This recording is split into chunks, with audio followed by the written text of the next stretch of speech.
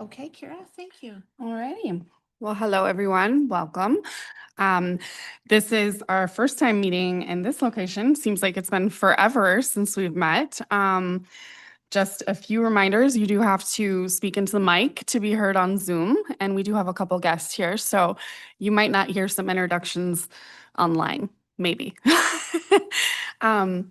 So anyway, we'll do welcome and introductions, but my name is Kira. I'm the chair of the LGBTQIA+ committee of the HRC, and I never remember my zone. My pronouns are she, her, and I will popcorn to Robert. Good evening, everybody. My name is Robert Marshall. I am the Vice Chair of the Human Rights Commission. I am a member of this committee, and I will pass it over to Kelsey. Hi, everyone. My name is Kelsey Murray. I use she, her pronouns, and I'm a member of this committee and a member of the Human Rights Commission, and I will pass it to Kat. Hi, everybody. Kat Andrews. My pronouns she, her. I am becoming a member of the committee. I don't know. We'll see. But I'm trying to attend the meetings and see what I can do to participate.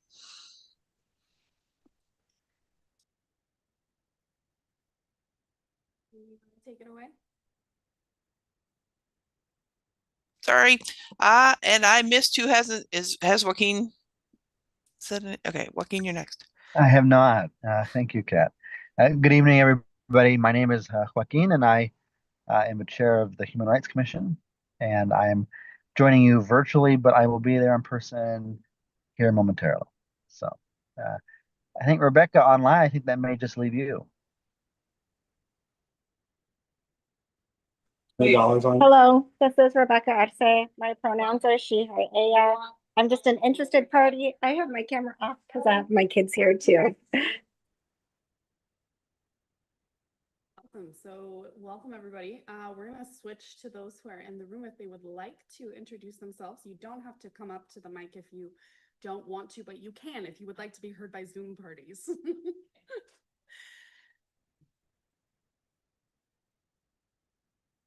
My name is Shala Colson, she, her. I'm an interested party because my children and grandchildren are in the LGBTQIA2S+ community.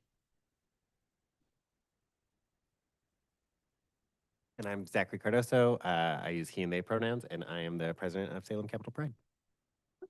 Well, welcome, everyone. It would be good if I had my mic on, which is not on.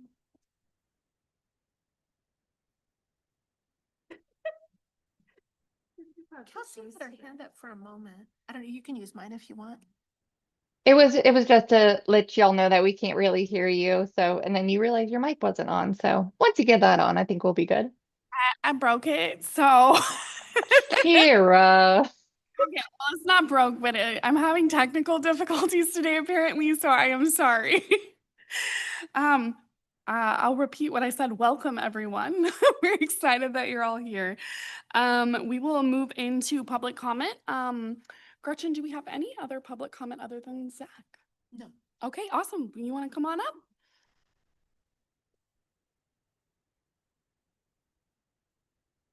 And Zach, I don't know if you want anything from me, but I'm happy. Or you ready to launch? That's great. Yeah, sure. Great. Just to preface, I had a meeting with Gretchen on Monday. She had told me that members of the commission were interested in seeing how they could support Pride. Some members had personal experiences at our Pride in the Park event last year with some protesters that I would argue were harassers and not protesters. And so I've talked to many city staff about that issue, and we do have plans for this year, which we think should work. Of course, there's always enforcement of those plans is a question, but mostly I just wanted to speak to the commission members to see what their specific concerns or if they had specific ideas. I, of course, always have ideas, but am happy to just chat with the commissioners about that. So that's why I'm here. And yeah. Awesome. Well, thank you, Zach. I think my mic's working again. I fixed it. Okay. All right. I will let anyone who would like to say anything go first if y'all have anything to say. No? Okay, cool. I have questions. Okay. Um, I had talked to Gretchen about their posters last year being extremely inappropriate for children.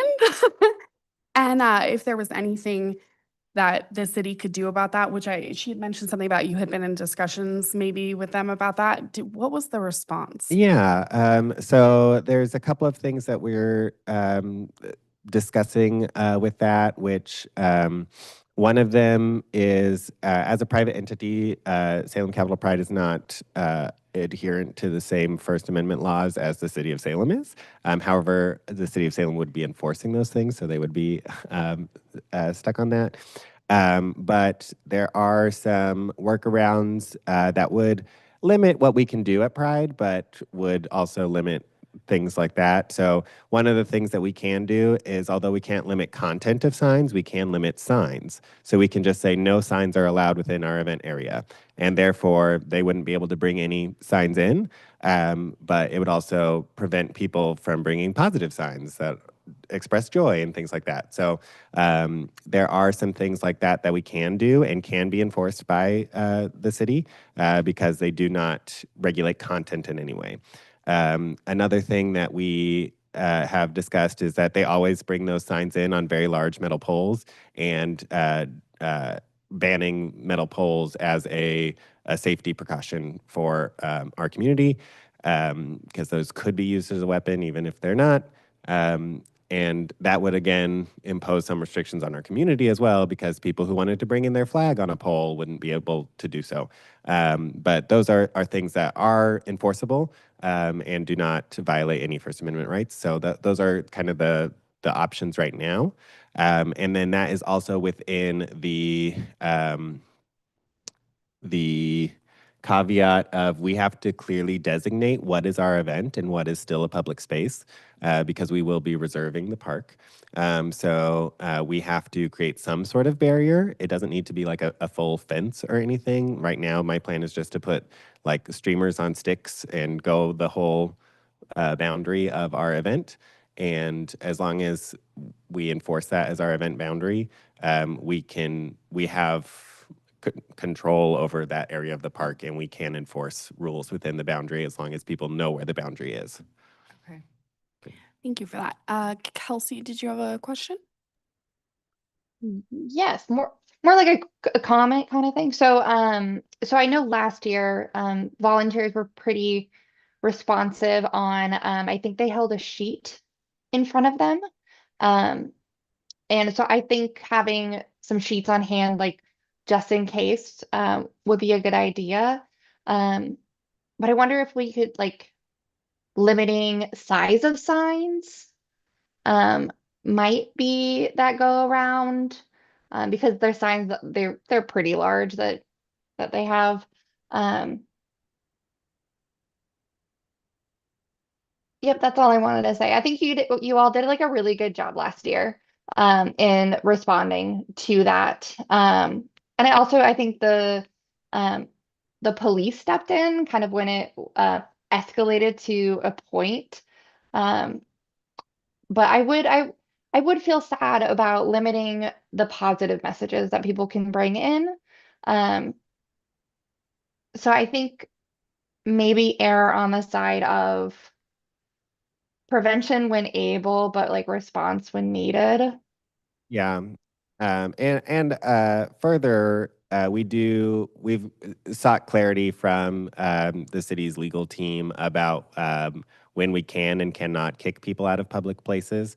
And uh, something that was uncertain at the time, but we've received clarity from Dan Atchison that the park sidewalks, we are allowed to remove people from the portions that we have reserved. We can't do that like our downtown block party because the sidewalks there are not something that the city can reserve. Like there's different laws for that. So we we are allowed to remove people for disrupting our event. So this year will be the first year where we have that clarity and guidance of we can remove people as long as we have a boundary, and that boundary will include the sidewalks. So if we don't impose these signage rules, anyone who's disturbing our event, we can say, you have to get out of here. We are trespassing you. The police will escort you out.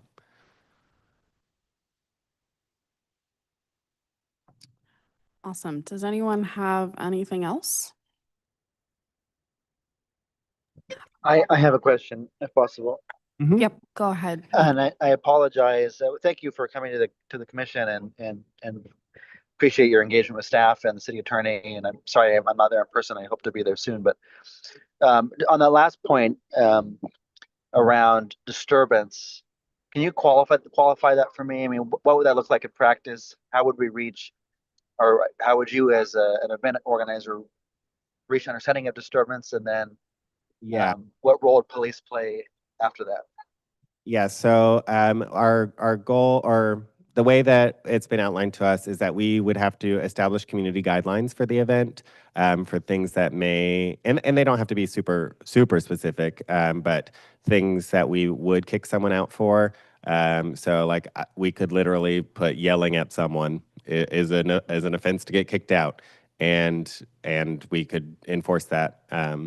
But we would want to set those intentionally to make it so that, because like I'm okay with legitimate protesting, but what they do is not that, in my opinion. So like I don't want to, if there is someone who wants to protest, because there could be someone who's like, this is too family friendly and I'm going to protest it, because queer people don't need to like, I can't think of the word right now, but like queer people don't need to hide behind family friendliness to get acceptance. Like there could be people who want to protest that, and I'm all for that. Please do. But for people who are there to harass others, we want them out. So that is something that we want to carefully choose what our community guidelines would be. But once those are posted, those are enforceable, and we can say this is a private event, we are enforcing this.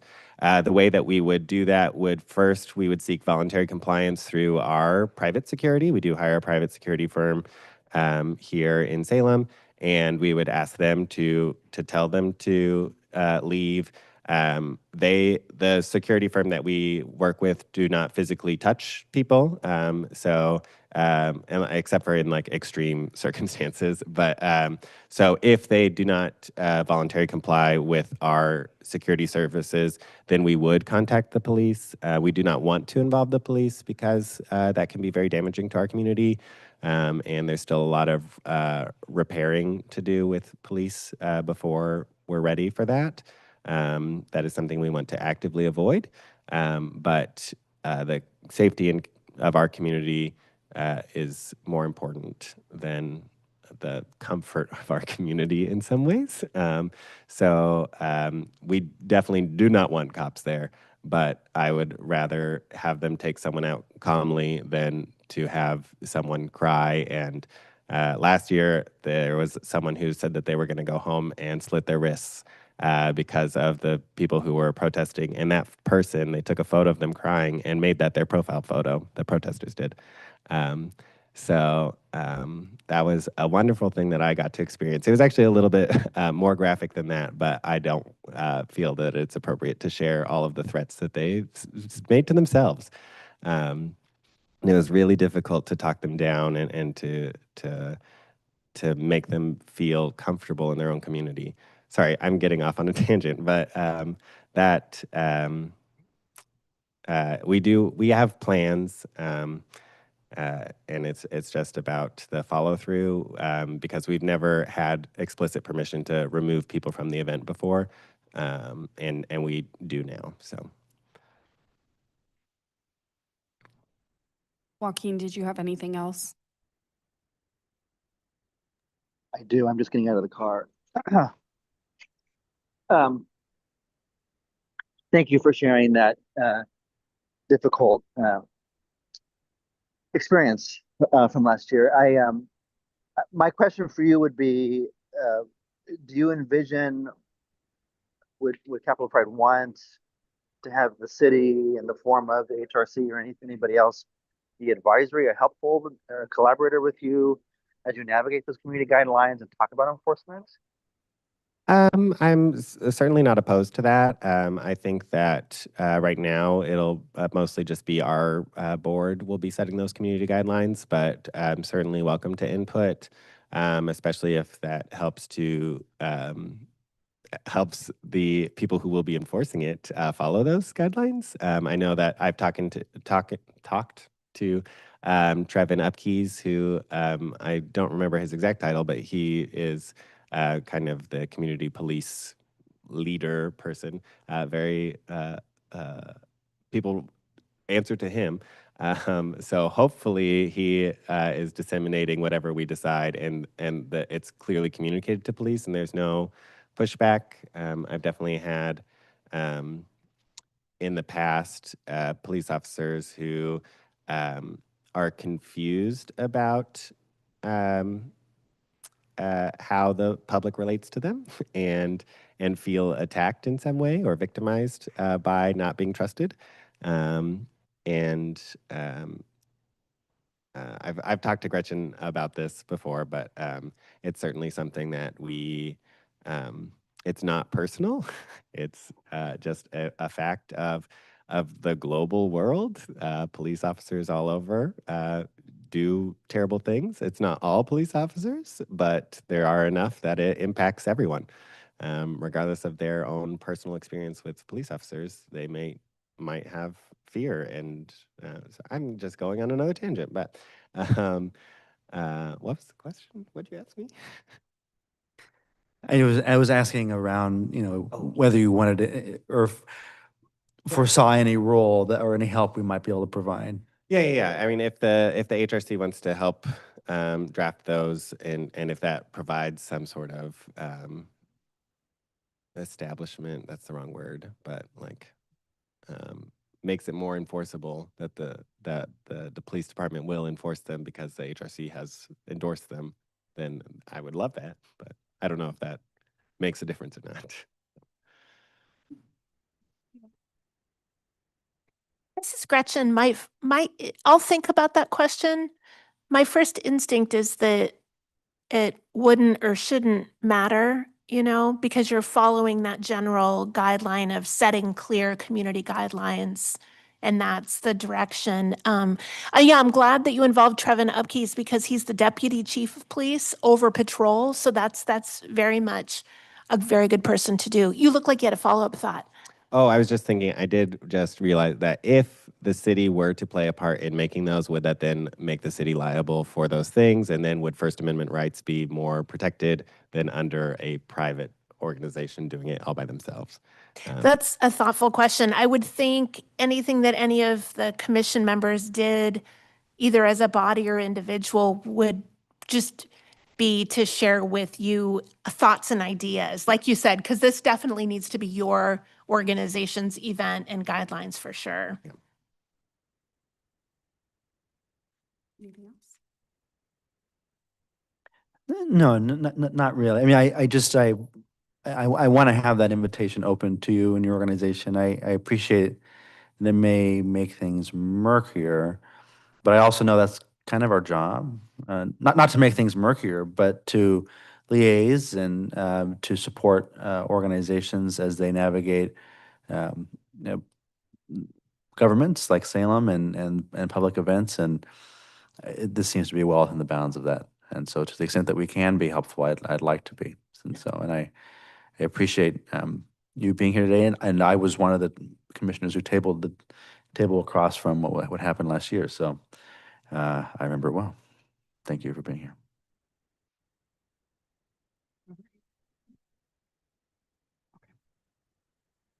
Okay. Well, if nobody has anything else, thank you so much for coming in. I really appreciate you.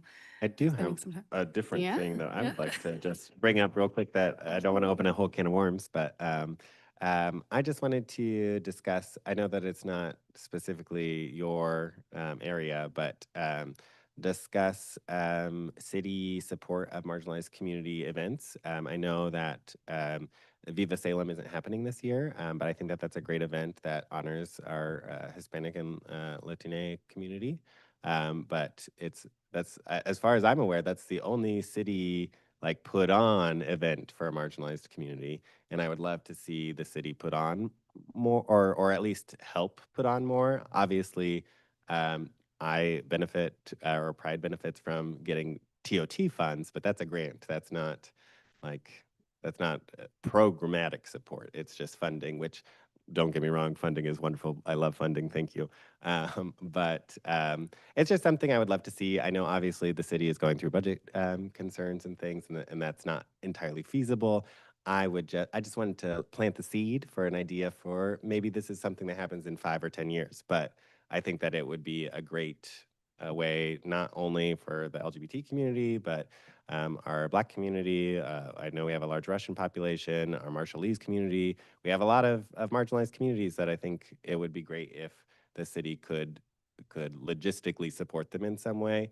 Obviously, staffing is an issue, but just something I wanted to bring up because I think that it's important. So that's what I've got on that. Thank you. I appreciate it. Questions or? You're good. Thank you. All right. Was there any other public comment, Gretchen? Okay. So we will move forward into approval of consent calendar. We'll hear a motion if anyone would like to make a motion. So moved. Thank you. Anybody want a second? Second. All right. Awesome. All those in favor, please say aye. Aye. Aye. Aye. There's only 4 of us. So sad. All right, motion passes unanimously. And we will move on to the healthcare forum planning. It has been a while since we've talked about this. So Gretchen, would you pull up the healthcare forum document for me? So for those of you who don't remember or don't know, we had previously been working on a healthcare forum that would connect healthcare places within Salem with the LGBTQIA plus communities to advocate and be able to answer questions and kind of bridge that gap between healthcare and those in the LGBTQIA plus community. So I'm gonna pull that up because I can't see that far. No, it's okay. I can't see that far.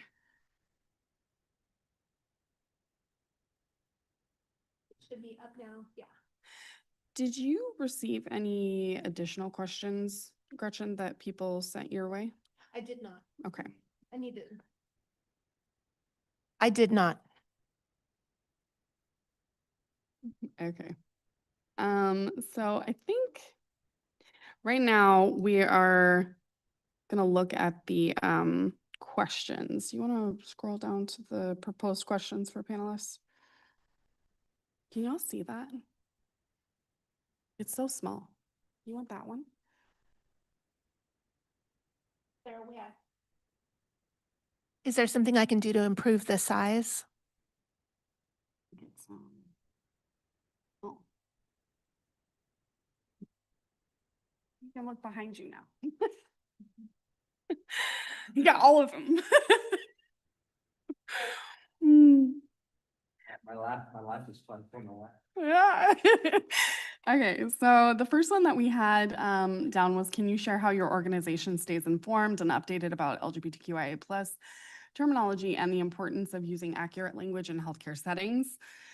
Do we want this question to stay? Does anyone have edits, comments, concerns?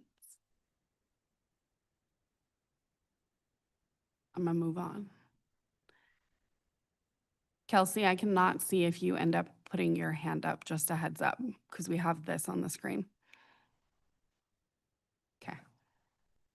So number 2 is, what have you observed regarding mental health challenges, chronic conditions, and the lack of preventative care within the LGBTQIA plus community, and what can be done to address these disparities?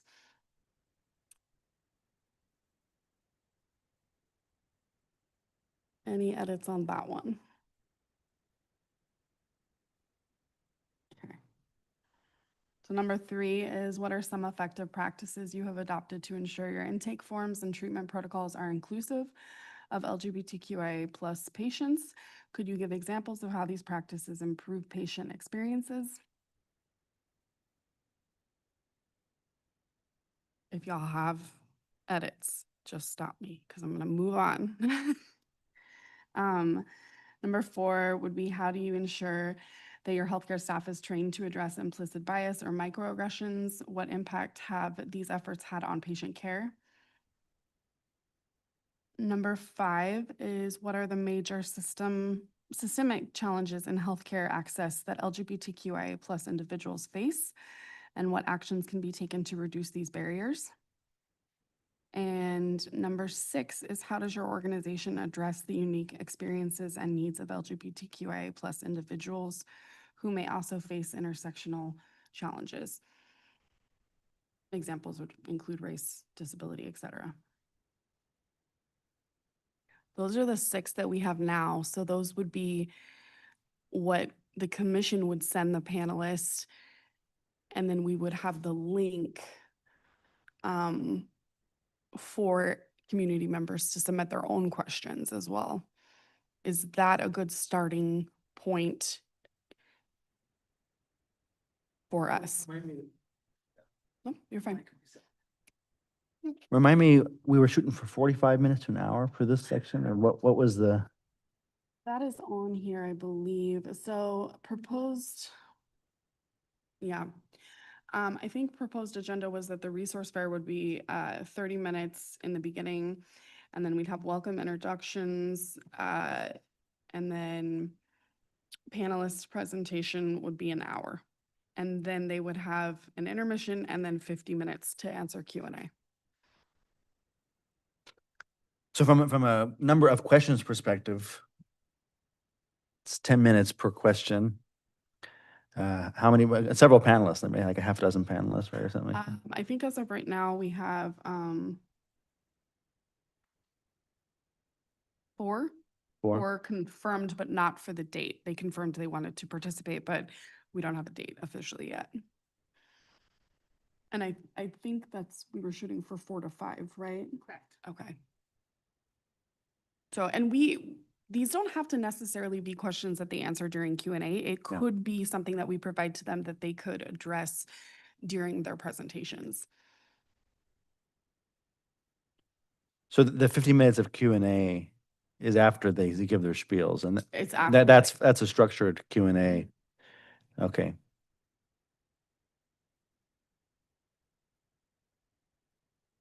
I mean, I feel good about the kind of the scope of the questions, Okay. and I would want to hear the answers from everybody to those questions. And if that's packaged in a 15-minute presentation for each group, then that constitutes an hour. That feels good to me. Okay. I don't want to oversaturate their time either. So. Right. Okay. So we could send those as more of requested talking points. Things to rather cover, than- basically. Yeah, rather than Yeah. questions, and then rely on community to Rely on community, and then whomever's moderating, which I'm say it's you here, whoever would have probably 4, 5, 6 questions on deck Mhm. that they would want to ask as well, and then we'll have easily a dozen or more questions from the audience. I'm confident of that. So Okay. Did you have something, Gretchen? Sorry. No, but I made the edit if that's all right. That's great. Great. Okay. So as far as the resource table, I know we had discussed having additional people outside of just the people who are attending. Gretchen, did we have anyone confirm that they wanted to be a participant for the resource tables? We did. I had 3: Northwest Human Services, Willamette Health Council, and Options Counseling. And that's correct. Okay. And 2 of those are the featured panelists too, though, right? That's correct. Okay. So we might want to reach out to those that haven't responded, and that way we can see if we can get some more. I'd be happy to do that. Okay, awesome. Thank you. Um, Gretchen, I just have a question because I'm looking there at your follow-up with two organizations. I believe you had reached out to me a while back about JD Health and Wellness. Were you ever able to get a good contact with somebody from there? I don't recall that we did ever connect, but my memory could fail me. Okay, I can send you, I can send you another contact at JD Health and Wellness other than Dr. Davis, who might be able to help you coordinate something. as far as dates go, I know that we had initially planned this for June because we were going to work it around Pride, which, being that there's only 5 days left. Go ahead. Yeah, absolutely. I just have some additional healthcare providers that we work with that you may want to invite to. You're fantastic. Yeah, Mangata Health and Wellness it does queer counseling. I can just email you all the contacts, but Mangata Health and Wellness, Happy Doc sees a lot of trans patients, and then we have a public Discord where people talk about lots of things, especially medical care, and I can look through the providers that people have really enjoyed working with, and I think it would be a great way for them to interface better with the community. So That would be great. Thank you. I'll send that to Gretchen. Perfect. So going back to date, since we can't really work around June anymore, what are y'all's thoughts of just building on Pride in the Park's momentum and maybe doing like late September so that we could pass out some things if we choose to table, which I think is another discussion. That was gonna be my suggestion, was seeing if we could do it in September, which also has some other Pride events going on, and utilizing that time. Go ahead, Joaquin. No, exactly. And if memory serves, when we last met in March, that was something that we had talked about, was doing it in September. Okay, perfect. So, do you remember our preference for days? Because I know we had talked about not doing it on a Monday, not doing it on, was it Tuesdays that we were looking at? Yeah, if my memory serves me, it was a Tuesday, Wednesday, or a Thursday evening. Okay.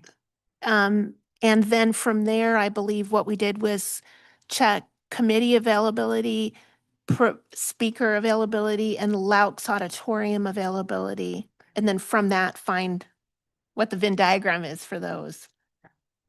So if Pride in the Park is the 20th, that's gonna give us basically 1 week in September that we could choose from. So either the 23rd, 24th, or 25th. Why? Why can't we do it earlier? If you were wanting to pass out flyers at Pride in the Park Oh, understood. at the Oh, table, but we could missed do that. it Okay. earlier. It's just if we were wanting to use that as part of our outreach, we would want to be after. Okay. I missed that. That makes sense to me. I mean, I mean, the only thing that you would say would be, you could potentially say in reaction would be, well, if we had the event before, providers could be at Pride of the Park and meet with community, which would be valuable too. But I mean, I don't have a strong opinion about that. I don't either. So I mean, if we want to potentially look at days before that, 2 weeks before that, we can, and just build up the momentum. So maybe we check the week of the 22nd first, and then if we don't have any availability there, then we can start looking at early September. Yeah. Does that sound good to you Yeah. guys? Kelsey, sound good to you? Okay. All right. I think the other thing that we had is Judy was going to be making the flyer, but Judy's no longer on the committee, so I went ahead and drafted a flyer. Please don't scan that QR code unless you want to give blood tomorrow. Because that's what that's for.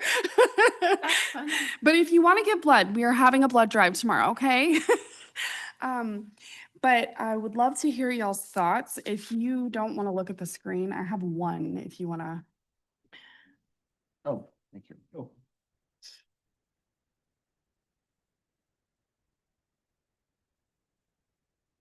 It's got quite a bit of information on it. I don't know if that's too much or I'm a person who likes to go somewhere that knows what's going on. Did you create this in Canva? Yes. Okay. Why? Oh, I was thinking a couple things. Would be adding, once we confirm the speakers, adding their logos if they're comfortable for brand recognition. Absolutely. I think we did a previous one, generally putting it there on the bottom. I know we created flyers for the homeless services town hall that we did last year. I know input from the city's communication department was that less was more. And so when they provided feedback, they tied it down. I wonder if there would be a way to kind of do a less is more type situation here, but then add more information to maybe the HRC's webpage. And I would be great with that as well. Maybe we could even do a QR code to the web page. Are we allowed to do that, Gretchen? Yes. Okay. Because then they could scan if they wanted additional details. Yeah, and then it links them to the webpage so they can find out more about the HRC. They click the whole get involved, they submit their name and phone number, and then they become volunteers for the Yeah, committee no, I long love- term. I They stick love around that. for a while, 3, 4, 18 years. 18 years. Initially I did do a much cleaner one in the sense that it did not have all that data. But again, I'm a person who likes to go somewhere and know exactly what to expect. So I was like, I think all these people need to know. And I was the same way generally when I create flyers. And I want to know everything. I want to be able to pick up an 8.5 by 11 piece of paper and I want no unanswered Like, questions. is there food? Like, I need to know. Like, is it free? Like, I obviously did not put the food comment on there, but I'm just saying. Yeah, we can do that. Does the city allow, like, if we could put that one on our website with the more information, but do a different one that has like less and links, would that be okay? I can't think of a reason why it wouldn't be. That's fine. Yeah. Because we could technically leave the format the same for online. Yeah, Yeah. that'd be good. What was the QR code that you had? Because you had the QR code. The QR code on this flyer links to what? Well, I know right now it's the blood drive, but what was the I idea? was that gonna the say, link take to? your blood. That was, I think we had it written down that you, don't quote me, you were gonna use some system where they could. And we submit could actually, questions. we can actually take anonymous questions during the event, answering them during the event. So the Homeless Services Town Hall, we kind of had to collect them in advance so we could see them. There potentially is a software that we, community action agency, my full-time employer, we have access to a system. We could take those questions in advance. We could also do kind of just post-event feedback surveys through that. And community action, I would be okay with the HRC using that resource for these types of events. So we could just field anonymous questions in person, and then we could also collect feedback kind of in real time. Okay, so the questions would be there and not ahead of time. Is that what we're saying? Yes, or we could do it if we wanted to just get all the questions in advance as well. I guess it Okay. kind of really all depends. I mean, I imagine with a forum like this, people might have questions that kind of come to them in the moment. I think with the homeless services town hall, just because of how polarized some people's views can be on it, we wanted to provide some of those questions in advance, which I don't necessarily see that being as much of the case with a forum like this. Okay. So does anyone have a preference on if we take questions beforehand or should we just do while we're there? Or should we do both? I don't know. Is both an option? This is Kelsey. I would say both. Yeah. Yeah. Yeah, that's kind of my thoughts. Okay. Yeah. Yeah. Yeah. I think it would be nice to kind of know ahead of time, like how many questions we're looking at. So. Okay. Think, does anybody else have anything on the healthcare forum? I cannot speak today. I'm sorry. I can work on the social media post and the flyer and get those done, Gretchen, and send them your way once we have dates. So if we do find a date that works, do we have to come back to a meeting to officially decide that, or? That's up to you all. I'd be comfortable if I had some general direction, like go with the date that works for X, Okay. like all panelists, 90% of committee or something like that, then I feel like I'd be comfortable to just work with you to select a date. I know Moss wanted to mediate, not me. If they still want to do that, we might touch base with them because we would want them to be there, obviously. Zach, did you have something? Sorry, just one small note, just as more of a technical thing for staff, but in posting the flyer on the website, if you post it as an image, you're also going to need to post all of the information as text for screen readers and accessibility, just as a FY, just putting that up there. I got you. I also do the website for my department. I usually don't like to post the flyers just because there's so much info on there. I just post a graphic and then put it all in the text. Thank you for that. Actually, we were going to let Joaquin do it though. You're building your skills. Thank you. Thank you. I'm the Luddite of the commission. Very famously. Okay. So if we don't have anything else on the healthcare forum, let's move on to July and August meeting dates. Gretchen, I believe this is you, maybe? Yes, thank you. So I'm personally without staff support. I'm not going to be here the 4th Wednesday in July. And so I was going to ask, would you all like to just bump to the 3rd Wednesday in July, or would you prefer I do a doodle poll? And then Kira, if I'm not mistaken, you have a conflict personally with the 4th Wednesday in August. So I think we thought we'd touch base with the committee and see, like, for example, does 3rd Wednesday work just as a quick shift? Or would you prefer I send out a doodle scheduling poll with more of a variety of options? Either way is okay with me. I don't know, I'd defer to Kira.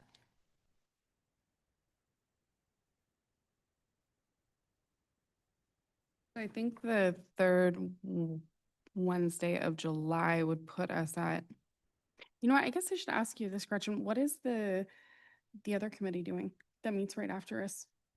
We're about to find out. Oh, okay, okay. So I was gonna say it would be nice if we could like package it. So I think 3rd Wednesday would be the 16th of July, and then 3rd Wednesday of August would be the 20th. Does that work for this committee, or would you prefer a doodle poll? I never prefer a doodle poll. I know how much you love technology, though. I would say the 16th works great, as does the 20th. Okay. Yeah. Kelsey says yes. Robert?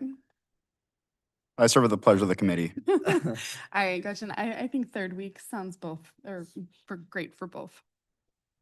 Yes. Well, where's Kelsey? Kelsey said thumbs up. That's okay. Awesome. Okay. So moving on to member remarks and announcements. I do have like 2 things before I open it up to y'all. Pride in the Park. Would we like to table, and I ask this with full transparency, knowing I may not be able to work the table at all. I have 2 other things that I have that day, and I will do my best to be in 3 places at once, but I'm not very good at it. So I would rely heavily on other committee members to staff it. Yes, we want to be there. Okay. And if committee members can't be there, I'm sure there are commissioners who would want to be there generally. Okay, So that was my yeah, my thoughts as well. So, Robert, same thing. You want to work the whole thing, is what I'm hearing. he's just the pleasure of. And in this case, I'll have to consult my calendar and get back to you. I did find out today I wouldn't be the only one working at the chariots table, so there is a possibility I can go from one to the other. Okay. So I make no guarantees that will be in the right spot at the right time.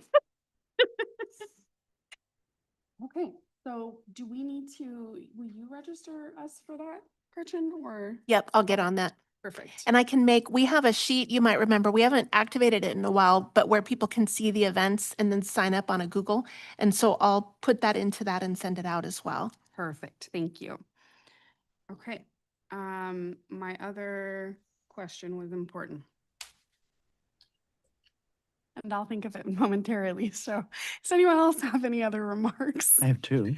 Have at. The first would be to say that I'm very glad that this healthcare forum is finally, is going to hopefully get off the ground. And thank you, Kara, and Gretchen for all your work on that. The second is that from 9:30 to 3:30 tomorrow, there's a blood drive here at 555 Court Street. And it's hosted by Chariots. I think all should attend. There are 19 open spots, so we would love if you would sign up. Thank you so much for that.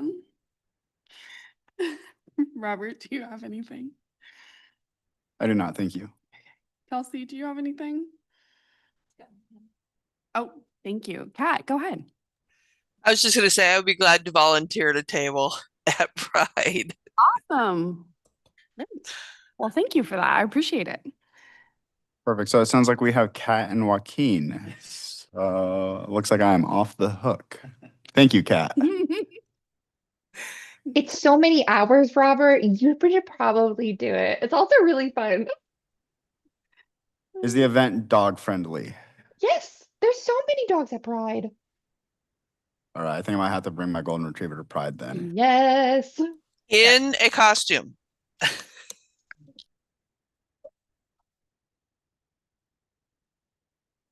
This is amazing. That's awesome. I love that. So we decided we would do dogs, and then people can just find a drinking fountain. I like it. I'm here for it. I agree 100% with that. That's great. Okay. So I lied. I do have like a couple more things. I'm so sorry. I was just gonna do a little shout out for our, like 5 listeners. Silverton's doing their Pride this Saturday. So, and I think from what I understand, it's like their first time doing a big celebration. So like show up for the community. I'm so excited. I'm gonna go and I'm gonna pass out more flyers for the Pride bus that will be happening in September. If you know an artist or you are an artist, go to Chariot's website and submit some art for the bus. Pass that on. Can you say more about that? I can say more about that, actually. So Chariots is doing a call to art for someone to design a bus wrap to celebrate Pride. We will be releasing that in September to coincide with Pride in the Park. We're super excited. Submissions close August 15th, but they're open right now. So, like I said, if you know an artist or you are an artist, there's templates available online, and it's I think it's chariots.org and then /call for art. But there's templates online. You can get on there and download it and do some art to celebrate. And how long would a winning art stay on the bus, Kira? Our hope is over a year. Yeah, as long as the wrap itself holds up, which just based off of our previous wraps, that is part of this initiative with History and Heritage Months, it's been over a year at this point that those wraps have lasted. So this one should be the same. We're really excited. So great. Yeah. The last thing that I have that I just want to put on our radar is that I know it's only June, but the year has flown by, and we need to start thinking about Trans Day of Remembrance that will happen in November. So just heads up on that. Anyone have anything else? I feel like I talked a lot tonight. Okay, well, if nobody has anything else, this meeting is adjourned. Thank you, guys.